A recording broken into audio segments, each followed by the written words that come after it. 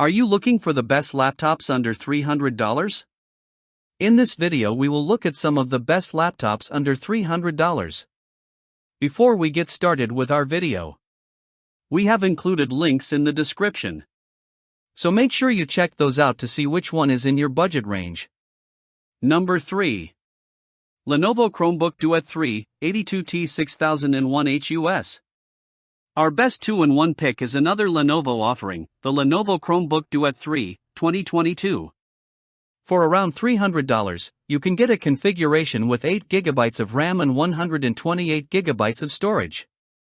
It has a sharp 2000 by 1200 IPS display that gets bright enough for use in most indoor settings, and unlike most cheap devices, this display has full sRGB coverage, meaning colors won't look washed out.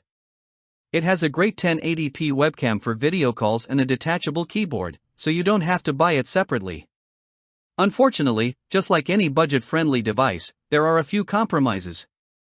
First, the speakers are bad, as they don't get very loud and sound unnatural, with no bass whatsoever. There's also no 3.5mm headphone jack, so you'll need a USB-C audio adapter or Bluetooth headphones. Second, the keyboard feels cramped and uncomfortable to type on, making it useful only for short emails and messages. Last but not least, battery life. You can get around 14 hours if you only browse the web, but video playback cuts it to a little less than 5 hours. Number 2. Acer Aspire 3 Spin 14, 2025. If you need or prefer a Windows laptop, get the Acer Aspire 3 Spin 14, 2025. For a little over $300, you can get this 14-inch convertible equipped with an FHD Plus IPS display, an Intel Core i3 and 305 CPU, 8GB of RAM, and 128GB of storage. The Core i3 can easily handle things like web browsing and video playback, just don't expect to do anything remotely intensive. As for the storage, you can always add more later since this laptop uses a standard, off-the-shelf M.2 NVMe SSD. Its battery life is okay at around 7 hours of light use, so depending on your workload, you might have to plug it in for a short time to get through a typical day. This laptop feels fairly well built despite being entirely plastic. Where it falls short is in the overall user experience. The screen is rather dim, so visibility can be an issue in well-lit settings, and it looks washed out, a common drawback of budget devices.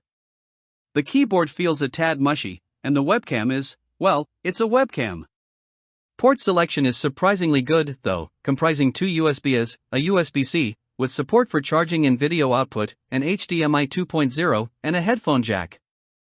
Lastly, some models come with the stripped-down S-Mode version of Windows, which only supports apps from the Windows Store.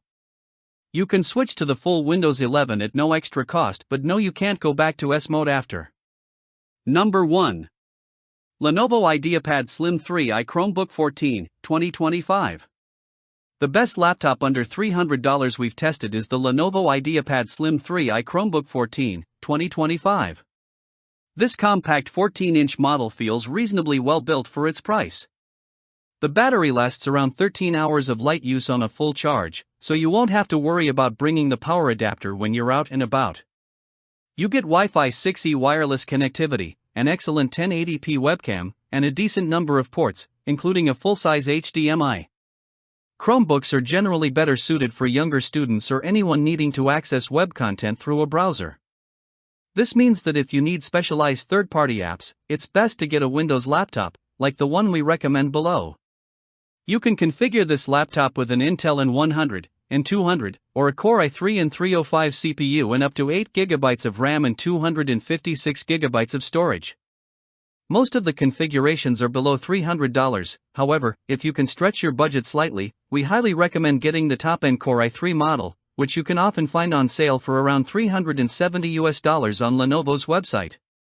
Not only will you get more processing power for heavier multitasking, but you'll also get a sharper and brighter FHD, touch-sensitive display.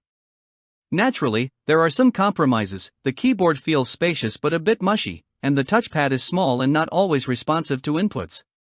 There's also no fingerprint sensor or facial recognition camera for added security or quick logins.